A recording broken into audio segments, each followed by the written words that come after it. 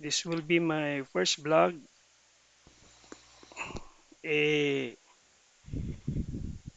parang napansin ko, di ko sana gagawin to.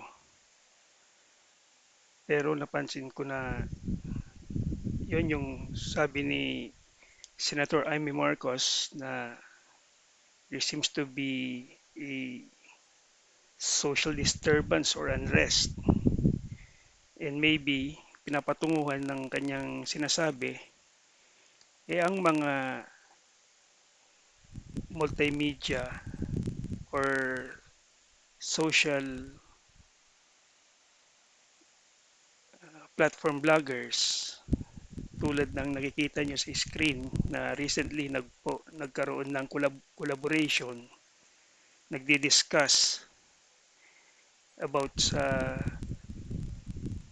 kanilang frustration sa administrasyon ng Pangulong Bongbong Marcos.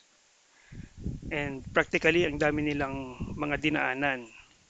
Hindi ko maintindihan sa kanila sino ba talagang gusto nilang pakutsadahan. Yung isa dyan, yung nagmamagaling, eh, wala naman dito sa bansa. Nasa China. Yung isa naman, ito matagal na talagang bumaliktad. Pero nung una, kinampanya niya si Bongbong Marcos o ang unit team, pati si Sara, but very prevalent sa kanyang mga unang engagement, nakapula. So, Bongbong Marcos yun. Alam natin. Pero biglang bumaliktad kasama nung maharluka-luka.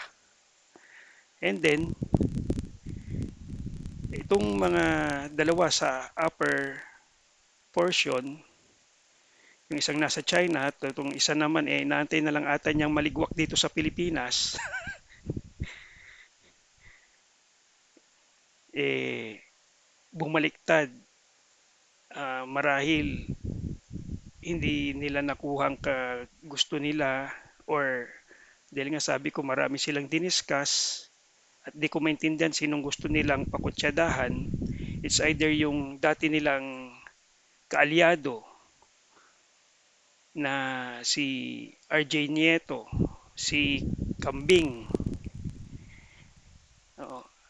Eh, siguro nahusayan na sila. Kung sasabihin nitong nasa China na sabi nga niya, hindi pa daw end of the world sa kanya na nawalan siya ng mga Facebook accounts, pages. Pero mula nung nawala yung kanyang pages, ang dami niya ng engagement, dinidiscuss niya sino ang maaaring gumawa nun. And he's pointing out fingers. Either the US government, Philippine government, or both. Wow! Sino siya? Ano? Sino siya?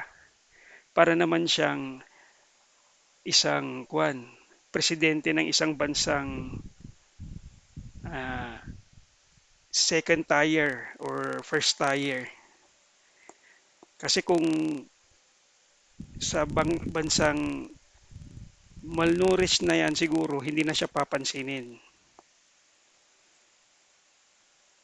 Ito namang recently na bumaliktad, ewan ko kung paano nangyari dito sa bogang. Dati napapanood ko to may kasama pang lalaki. Oo, nakaka-enjoy naman na they're supporting the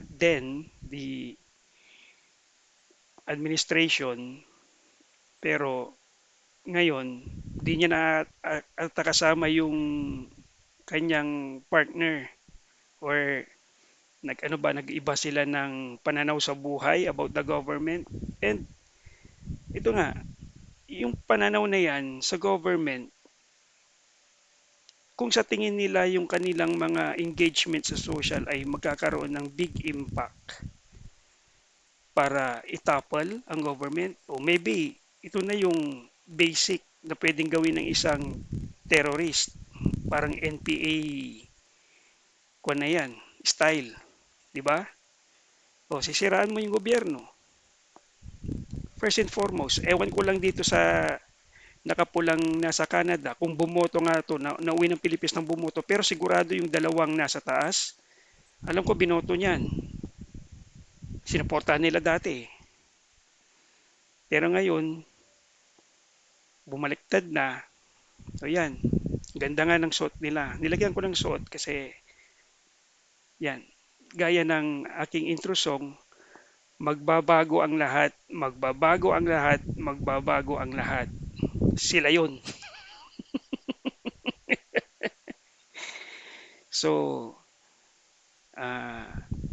sensya na kuan. I started the vlog in this way and I don't care kung may mga magbabash, hindi, sige, they go on.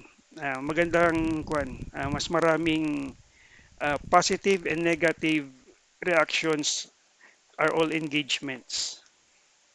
Very basic yan. Alam na rin ng mga tatlong yan. Kaya kung they want to reverse their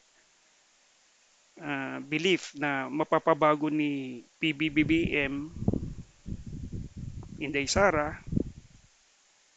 the politicians, ang bansang to, through the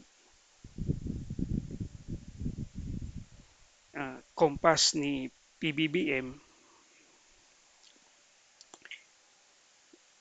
ang kailangan lang natin magtrabaho. Kumita ng perang pangkain, pambayad. Kung sa tingin nila nakakabuhay na yung social engagement nila sa mga social platforms, good for them. Basically, gusto nilang ma-revert. Kasi alam naman natin na yung eleksyon, landslide, nanalo. Kalahati. Makuha mo lang yung kalahati na ayaw kay BBM, sumama sa social platform mo, panalo ka na.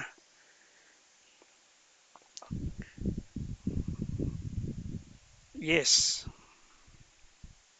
Kaya, ako, pinanood ko sila, hindi ako nag-subscribe, hindi ako nag-like, walang hiya, automatic na lang ata lumalabas sa YouTube sa TV ko eh. Kaya, gusto ko siyang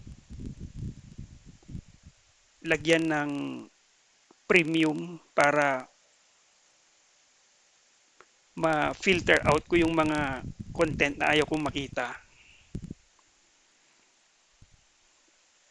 Maybe, on my succeeding vlogs, mag-provide ako ng means to install in your, ang alam ko lang kasi sa mga Android na TV sets, pwede ka maglagay ng mga moded na YouTube to test the premium. Yun, mga ganon. Magbibigay ako ng how to install yung software o yung APK sa isang Android set para magamit mo. But certainly kailangan mo pa rin magkaroon ng sign in. May account ka. You could use your Google account on the YouTube. Madali lang naman yon as long as you know your password and your username. So that's all for now. Thank you and have a good day.